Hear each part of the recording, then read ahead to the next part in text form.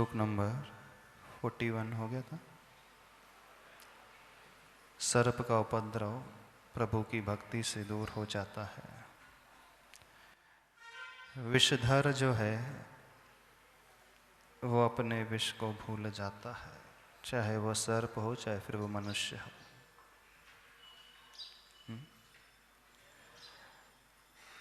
रक्ते, ये वाला इसका उच्चारण के लिए थोड़ा सा अर्थ और बाकी रह गया था।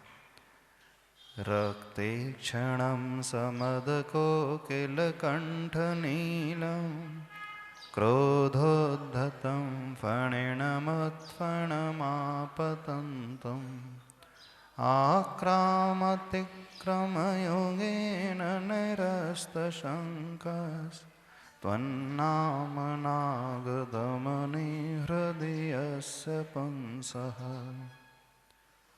श्लोक का अर्थ लगभग हो गया था। एक और विशेषता श्लोक में रह गई है, वह विशेषता निरस्त शंका इस शब्द के माध्यम से आचार्य प्रवर बता रहे हैं। भक्ति करने वाला भक्त जो है शंका से रहित होता है। जो शंका से सहित होता है, यदि हमारे मन में शंका है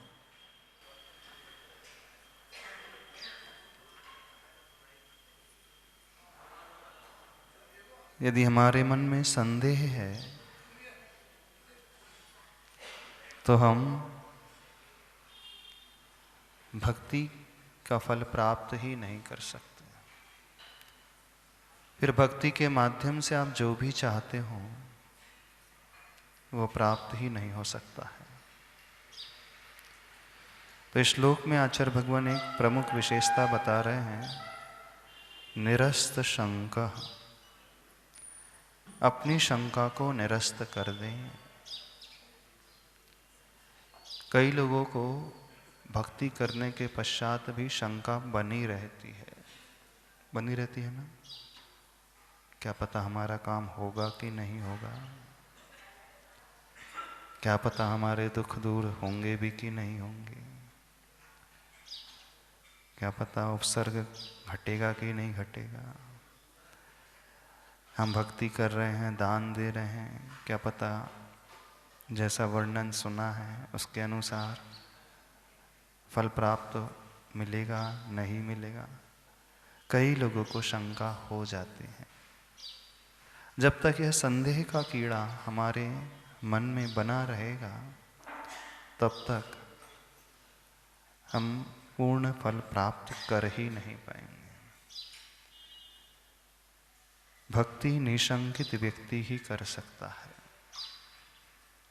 सम्यक दर्शन के 8 अंगों में एक निशंकित अंग होता है। निशंकित व्यक्ति की ही श्रद्धा सही होती है। निशंकित व्यक्ति ही निर्भय होता है। निशंकित व्यक्ति ही आत्मविश्वास से भरा हुआ होता है। जहाँ शंका थोड़ी भी पैदा होने लगेगी, हमारी श्रद्धा उसी अनुपात में घटती चले जाएगी। भय हमारे भीतर उसी अनुपात में बढ़ता चला जाएगा और वही शंका हमारे आत्मविश्वास को, इच्छा शक्ति को कमजोर बना देती है। क्यों नहीं, श्रद्धा भी बढ़ती है। सम्यक दर्शन में विकास होता है कि नहीं होता है, आप बताओ। नहीं, सम्यक दर्शन, सम्यक ज्ञान, सम्यक चारित्र तीनों ही बढ़ते हैं। त्रिलोकसार ग्रंथ में आचार्य प्रवर नेमीचंद स्वामी जी ने कहा है, पूज्यपाद स्वामी जी ने सरवार सिद्धि ग्रंथ में कहा है, सम्यक दर्शन आदि गुणों की वृद्धि सम्यक्त क्रिया के माध्यम से देखी जाती है। नहीं, सम्यक क्रिया 6वां अध्याय आदि तत्वार सूत्र का पढ़ा हो, उसमें 25 क्रियाओं का वर्णन आया है। उसमें एक सम्यक्त क्रिया आती है। इंद्रिय कषाया व्रत क्रिया पंच चतु पंच पंचविंशति संख्या पूर्वस्य भेदा, है ना, सांप्रदायिक आश्रव के भेद में अथवा उसमें जब आया था तो वहां पर एक 25 क्रियाओं का वर्णन आया था। उसमें सर्वप्रथम क्रिया आती है सम्यक्त क्रिया। सम्यक क्रिया होती है सम्यक्त वर्धनी क्रिया नाम है उसका। बल्कि क्या नाम है, सम्यक्त वर्धनी क्रिया, यानी सम्यक्त में वर्धन होता है, विकास होता है। वो किससे होता है? चैत्य गुरु की पूजा आदि जो व्यक्ति करता है, भक्ति जो करता है, उसके माध्यम से उसके सम्यक्त में विकास होता है। वहाँ पे स्पष्ट रूप से सम्यक्त वर्धनी शब्द आया है। सम्यक किसके लिए प्रयुक्त हुआ है? सम्यक दर्शन के लिए। फिर उसमें सम्यक ज्ञान भी आ जाएगा, सम्यक चारित्र भी आ जाएगा। तो ऐसा नहीं कि श्रद्धा एक बार पैदा हो गई तो बनी रहती एज इट इज। श्रद्धा में भी अप एंड डाउन होते रहते हैं। जो 25 दोष सम्यक दर्शन के गिनाए हैं, यदि एकाध दोष भी होने लगे तो सम्यक दर्शन मलिन हो गया। मलिन होने का नाम ही उसका सम्यक की विशुद्धि कम हो गई, और मलिनता घटते चले जाएगी तो सम्यक की विशुद्धि, सम्यक की क्वालिटी जो है बढ़ती चले जाएगी। सम्यक दर्शन में विकास होता है। नमस्ते महाराज जी, भक्ति से भी क्या सम्यक दर्शन प्राप्त हो सकता है? भक्ति से भी सम्यक दर्शन प्राप्त हो सकता है, क्यों नहीं हो सकता। जिनबिंब दर्शन से सम्यक दर्शन हो जाता है। अब जिनबिंब दर्शन मतलब आंखों से देखना नहीं है। जब भक्ति भाव से उमड़ करके वो देखेगा तब सम्यक दर्शन प्राप्त होता है। यानी बिना जब भक्ति समर्पण के सम्यक दर्शन आएगा नहीं। एक शिल्पी भी मूर्ति को देखता है, एक फॉरेनर भी आकर के दिगंबर प्रतिमा, जैन प्रतिमा को देखता है, एक अजैन व्यक्ति भी देखता है, वो भी दर्शन करता है। बड़े बड़े नेता पॉलिटिशियन आ जाते हैं आपके जिनालय मंदिर में, वे भी दर्शन कर लेते हैं, श्रीफल चढ़ा लेते हैं, लेकिन उन्हें सम्यक दर्शन प्राप्त नहीं होता, क्योंकि वह सिर्फ देखते अकेले हैं। सम्यक दर्शन उससे प्राप्त होता है, न केवल मनुष्यों को प्राप्त होता है बल्कि पशुओं को भी सम्यक दर्शन जिनबिंब दर्शन से हो जाता है। तो किस अवस्था में होगा? जब उसका दर्शन समर्पण और भक्ति से ओतप्रोत होगा तभी सम्यक दर्शन उत्पन्न होगा। और न केवल सम्यक दर्शन उत्पन्न होगा बल्कि जैसी जैसी भक्ति की मात्रा और भक्ति की क्वालिटी बढ़ती चली जाएगी, सम्यक दर्शन और पुष्ट होता चला जाता है, मजबूत होता चला जाता है। पूजा आदि सब यदि भक्ति के अंतर्गत आएगा? क्या पूजा? देव पूजा जो हमारे चट्टाबस में क्या भक्ति? देव पूजा ये भक्ति में ही आती है। पूजा में आप गुणानुवादी तो कर रहे हैं। पूजा शब्द ही अपने आप में कहता है कि जहाँ पूज्य पुरुषों के गुणों का गुणानुवाद किया जाता है। आरती, पूजा, अभिषेक, गुणानुवाद, भजन, भक्ति, ये सब पूजा के अंतर्गत ही आते हैं। महाराज जी, हजारों लीटर दूध को एक बूंद नींबू की फाड़ देती है। ऐसे सम्यक के 25 जो दोष हैं, 8 दोष और ये 8 मद और 6 अनायतन और 3 मूर्ता, तो ये जब होंगे तो सम्यक तो बिल्कुल नहीं बचेगा, शून्य हो जाएगा। कम ज्यादा कैसे होगा? सम्यक तो फिर शून्य हो जाएगा। तो फिर किस अवस्था में शून्य हो जाएगा? जब अभी आप कह रहे हैं ना सम्यक तो कम ज्यादा होता है, तो ऐसे ही जब सम्यक तो इन 25 दोषों के कारण शून्य होगा, फिर कम ज्यादा कैसे होगा? अब एक विद्यार्थी है 99 भी ला रहा है तो पास ही है, 50% भी ला रहा है तो पास ही है, 35% भी तो ला रहा है तो पास। इसका अपोजिट महाराज जी, एक विषय में फेल हो गया तो फिर तो क्लास फेल है, फिर तो सप्लीमेंट्री आएगी या तो फिर फेल। हाँ, तो फिर से क्लास पास तब डिक्लेयर होगा जब मिनिमम रिक्वायरमेंट ऑल सब्जेक्ट के 35% अथवा 50% आना चाहिए। हम उस कंडीशन की बात कर रहे हैं। अब एक सब्जेक्ट में वो 90 मार्क्स ला रहा है, दूसरे में 40 मार्क्स ला रहा है, ये उसकी कमी है। एक सब्जेक्ट में विशेष ध्यान नहीं दिया जा रहा, तो वहाँ फेल नहीं हुआ, वो उसकी कमजोरी हो गई। ऐसे ही सम्यक दर्शन में एकाध दोष लग जाता है तो ऐसा नहीं कि सम्यक दर्शन नष्ट हो गया। जहाँ 100% उसे मिलना था, 100% ना मिल करके उस सब्जेक्ट में उसे 60%, 40%, 50% मिले। हाँ, फिर लगातार वो उसमें इग्नोरेंस लाते चले जाए, दोष लगातार बढ़ाते चले जाए तो एक दिन वो आएगा, नष्ट हो जाएगा। इसका भी कोई बेंचमार्क होगा? वहाँ 33 है पास होने के लिए, तो इसमें भी 25 में से कुछ इतने दोष अधिकतम हो गए तो फिर सम्यक तो 0 हो गया, या फिर बिल्कुल ही नहीं? इसका बेंचमार्क हम एकदम से डिसाइड नहीं करते, केवल भगवान के ज्ञान का विषय है कि ये फेल कब कहलाएगा, यानी मिथ्या दृष्टि कब हो जाएगा और सम्यक दृष्टि कब तक बना रहेगा, ये हम एकदम से बाहर के आचरण से डिसाइड नहीं कर सकते।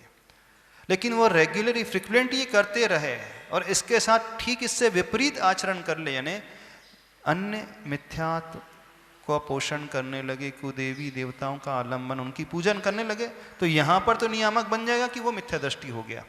लेकिन सच्चे देवगुरु शास्त्र की वो भक्ति कर रहा है और उसके 8 अंगों में एकाध अंग थोड़ा बहुत 19-20 रह जाए तो एकदम से डिक्लेरेशन नहीं है कि वह मिथ्या दृष्टि हो ही गया। हाँ, बहुत अच्छी बात कर रहे हैं भैया जी, माइक से बोलो थोड़ा सा।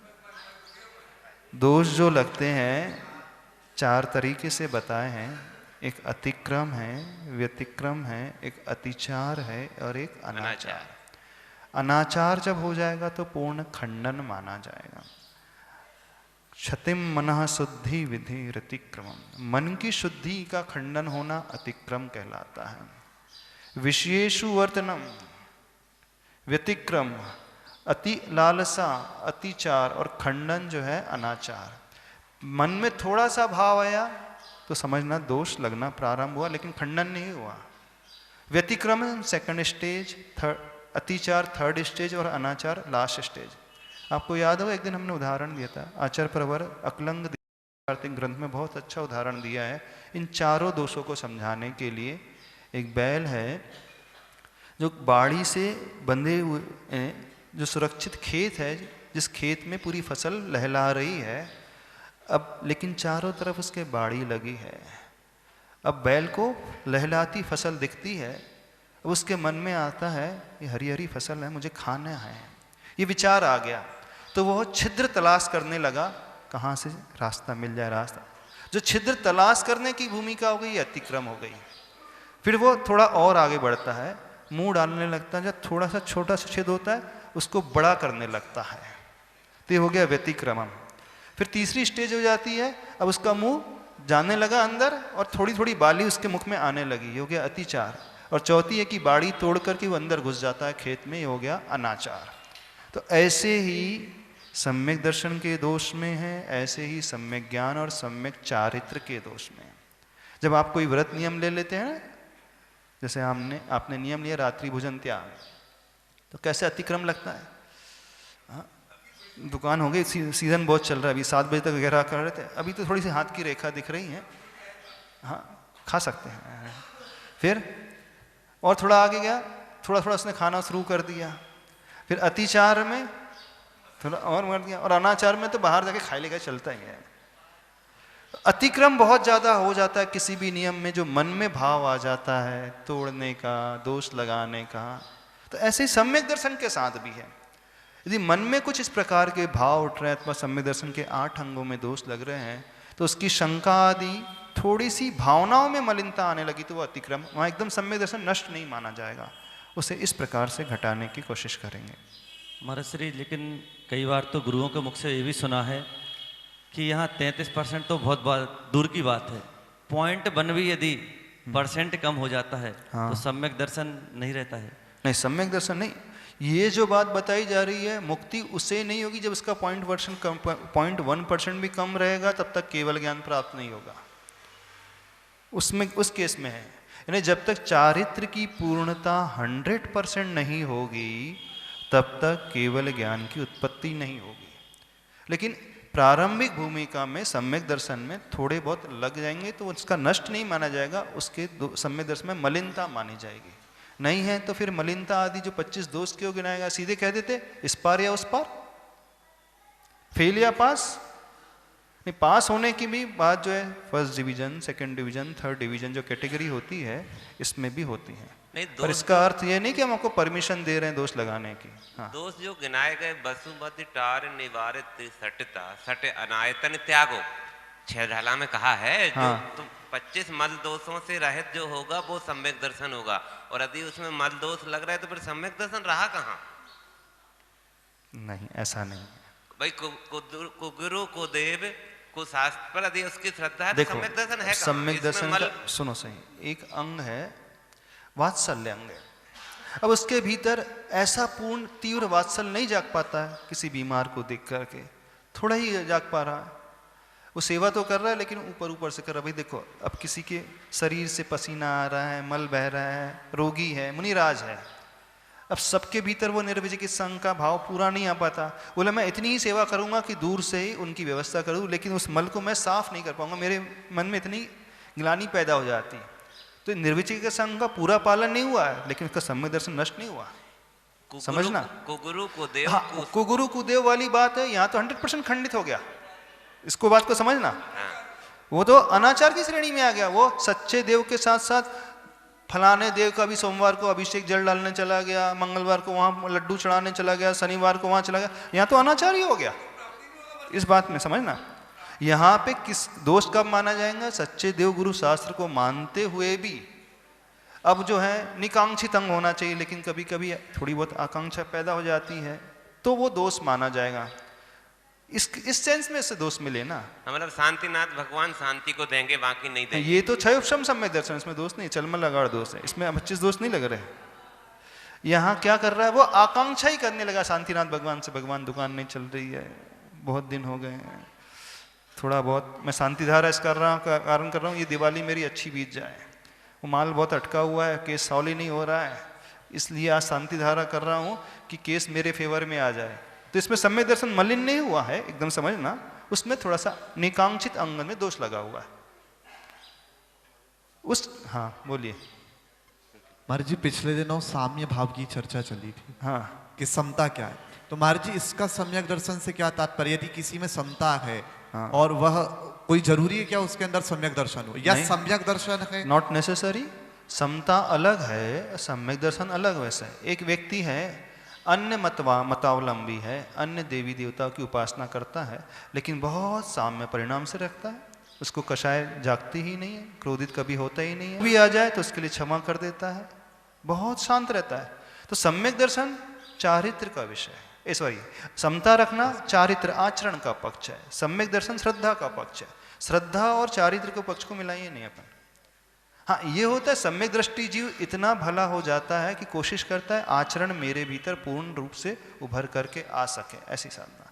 लेकिन मिथ्या दृष्टि जीव भी बहुत अच्छे से उपशम परिणाम को, प्रशम भाव को रख सकता है, जीव दया का पालन कर सकता है, क्रोधादि के वैर आदि के निमित्त मिलने पर भी वह उबले ना, गुस्सा ना हो, ऐसा भी होता है। कई ऐसे मिथ्या दृष्टि जीव होते हैं जो बहुत शांत परिणाम होते हैं।